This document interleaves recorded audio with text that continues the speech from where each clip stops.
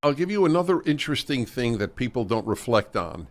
We ache to have them on our shows. We ache to debate them, but they won't debate us and they won't come on our shows and they won't have us on their shows. I have offered tens of thousands of dollars to any left-wing columnist on the New York Times to debate me anywhere they want. They could choose the moderator. They could choose the audience. And serious money, and that's 99% of the New York Times columnists are leftists. Maybe there are 3 that are not non-left. But they would never do it.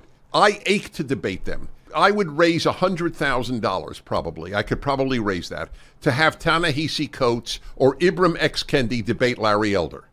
Okay, it would end the career of Ta-Nehisi Coates or Ibram X. Kendi. And they know that. They would be regarded as the moral and intellectual frauds that they are. Yeah. Larry would wipe the floor with them. The key to their success is not enabling us to have an audience. So Dennis tweeted this out, or PragerU, I should say. You know, the institution of higher learning that bears this name tweeted this out.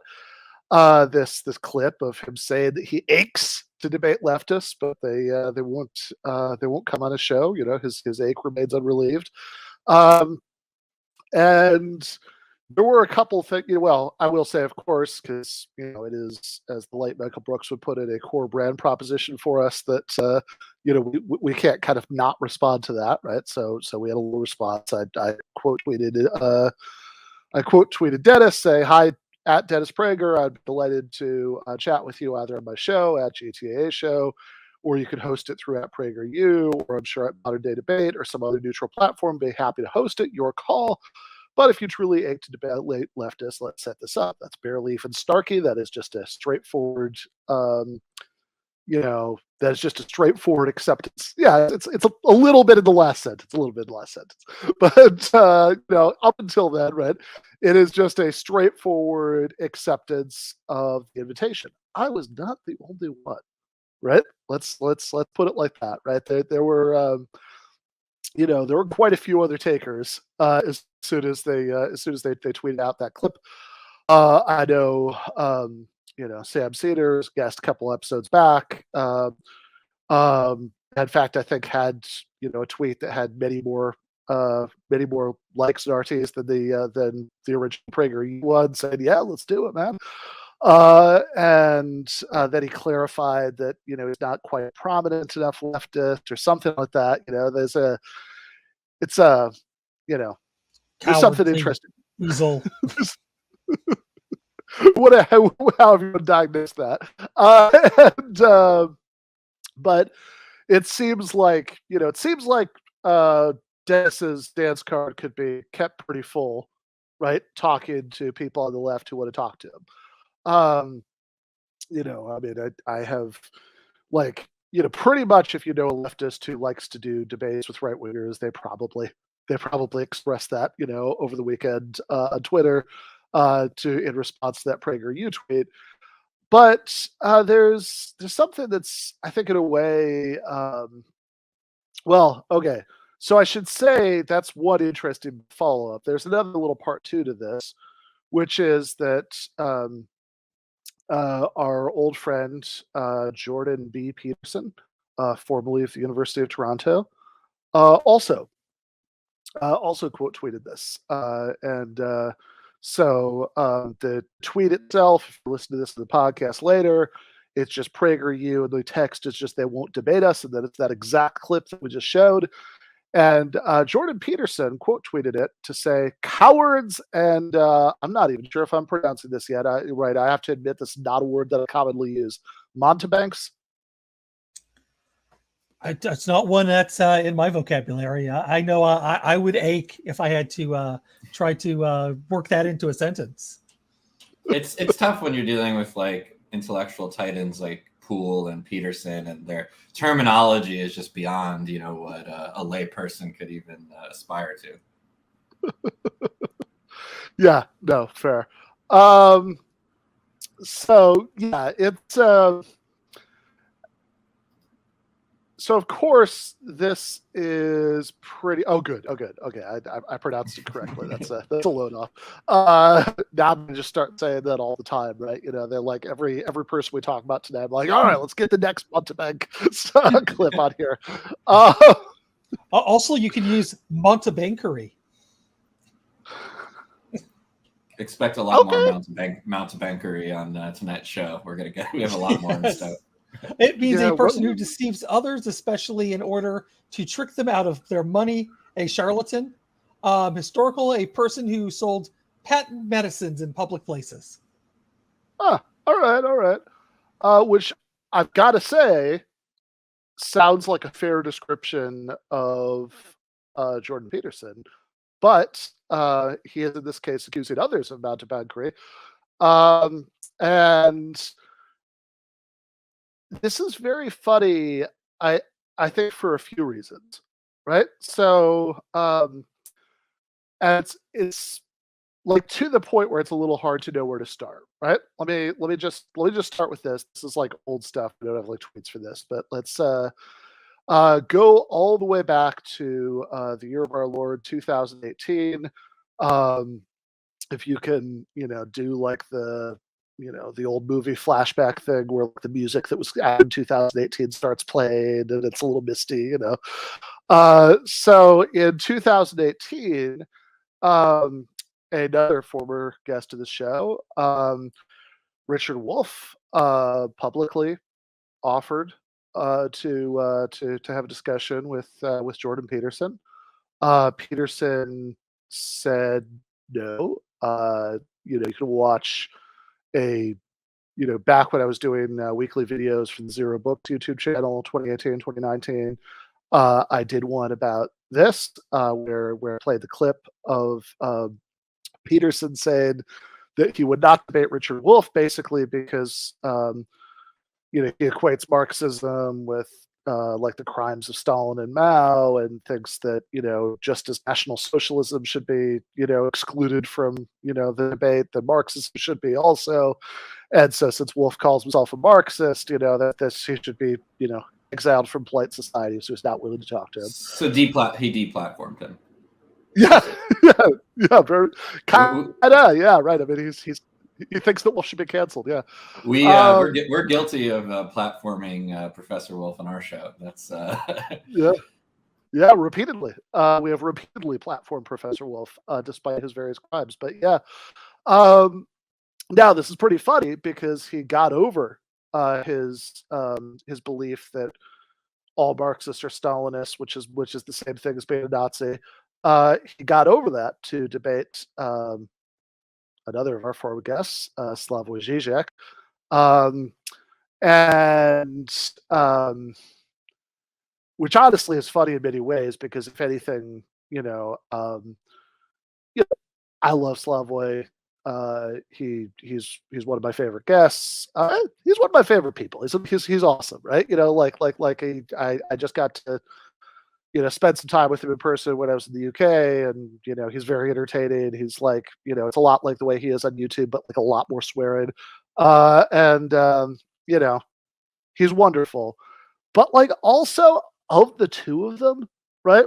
Wolff and Žižek, Wolff is the one who like spends more time talking about stuff like the importance of democracy and how what he advocates is different than the sort of flawed version of state socialism that existed in the USSR and stuff like that, right? I mean, like he makes a much sharper distinction just because Slavoj is the kind of he's the kind of like continental philosophy kind of intellectual who sort of revels in ambiguity and contradictions or whatever. So it's like he's just not going to come down that sharp on that stuff, right? So given that, right, it's hilarious that he was willing to do Žižek, but not Wolff.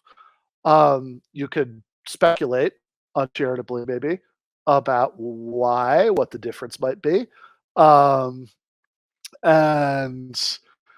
I do that. In Canceling Comedians, I do speculate uncharitably about that. Because I mean, Žižek's a much bigger draw, right? I mean, this like they said the guy who was introducing them at the beginning of that debate said they were selling that scalpers were selling tickets to Zizek Peterson for more than they were selling Maple Leaf tickets, right? This is guy's a huge draw, according to non-ironic friend of the show, Russ Sabriglia, who I talked to about this, back in 2020. Slavoj donated his half of the proceeds to this charity for Indigenous Canadians, and Peterson, Russ believes, did not. So you can you can speculate that there's an element of mountebankery here, but in any case, this happened in 2019, Gage Peterson, and I think it was widely understood to not go well for Peterson, that he famously blanked out when he was asked to name the postmodern neo-Marxist. He couldn't do it, right? He in general, I mean, even like if you go look at like the Jordan Peterson Reddit, like from like the post from the next day, I think his fans weren't quite sure what they just said. And so this might help to explain why more recently Peterson has been very, very, like every once in a while the impulse strikes him to talk to a leftist again, and then he kind of thinks better of it, right? So we've got an example here. So do we have his call out tweet of yet another former guest, Nathan Robinson? All right. So this is Jordan Peterson. Sorry, Dr. Jordan B. Peterson. You always know that people are smart when they have the doctor has to be part of the Twitter profile. Yes. And the B obviously stands for Montebank, but the B is capitalized. Yeah, it's just capitalized in the middle of the word. Yeah. So Dr. Jordan B. Peterson, November 3rd, 2021, he's quote tweeting somebody who's talking about Nathan's article, The Intellectual We Deserve, which was, basically this like one of the really early kind of like 10,000 word sort of takedown essays about Peterson back in 2018. And Peterson is still bothered by it. We've, we actually watched one of those clips, a clip of Peterson talking about that one of the last times Nathan was on the show.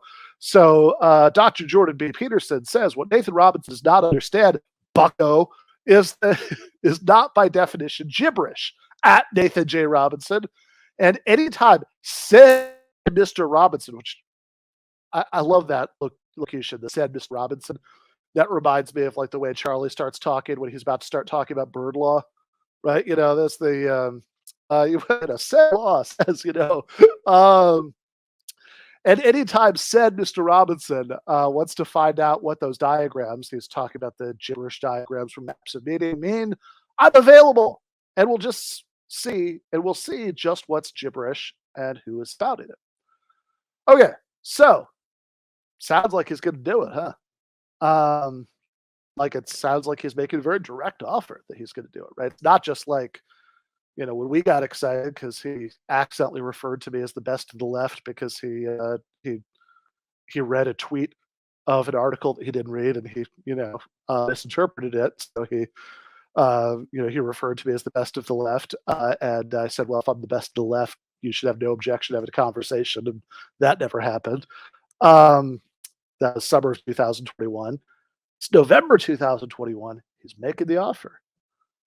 Fast forward to this weekend after the Cowards and Montebanks tweet, and we have these screenshots provided by Nathan himself. Or do we have them? All right. Yeah. So there's actually a second tweet I missed. Sorry. This is a week after the first one, where it's a quote tweet of Glenn Lowry talking about his conversation with Nathan Robinson and how good the conversation was. Glenn Lowry is a pretty conservative guy, so shows that you should think this is good proof of concept. And in the QT, Dr. Jordan B. Peterson says, maybe at Nathan J. Robinson wants to talk to me. So second call out. To which Nathan responds, would love to do this. DM or email nathan@currentaffairs.org and we can set it up. Should be a spirited and clarifying conversation. Sounds good. Next screenshot. All right. So Nathan has waited a couple weeks, I think this is about 3 weeks actually, after that first that first Twitter interaction. I think I actually remember encouraging him to follow up on it because I really want to see this happen. And he says, "Hello, my name is Nathan J. Robinson, and I'm the editor-in-chief of Current Affairs Magazine. Professor Peterson recently indicated on Twitter that he'd be interested in speaking with me, and I would like to try and arrange that if possible. I'm someone who, as he knows, has sharp disagreements with his work, but the conversation would be respectful. And I think many people would enjoy seeing this kind of engagement with a critic." I'm just going to pause here and say, it's fucking Nathan Robinson. I don't know how disrespectful Peter, Nathan's going to like break a chair over him or something. I don't think so, right? I am someone, okay. I think many people would enjoy seeing this kind of engagement with a critic. Would he be available for a conversation? It would appear in audio form in the Current Affairs podcast and video on our YouTube channel, and then to be transcribed for our print magazine. I'm happy to accommodate his schedule, which I know will be packed. I would like to try to get a decent amount of time because I think it takes a while to hash out disagreement in a thorough way. Thank you, Nathan J. Robinson, Current Affairs. All right, next. January 31st, second email. "Hello, following up on this request. Thank you, Nathan." So, kind of sounds to me like Dr. Jordan B. Peterson thought better of it. It's like he ghosted him. Yeah, I mean, it's just kind of funny, right? Because it's like, after all this, right? If you had repeatedly challenged somebody to talk to you in November, and then in November, December, and January, right, they make 3 attempts to take you up on it, and then you ghost them, I would maybe not be QTing the leftists don't want to debate with the cowards and butt bags, right? I would think, I don't know, maybe he forgot. Make of that what you will.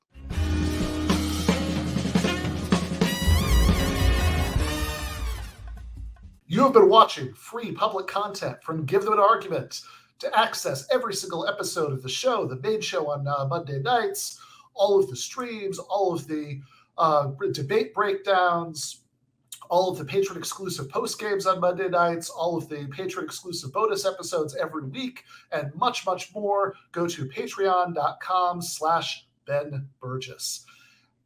I cannot resist ending this with, don't be foolish.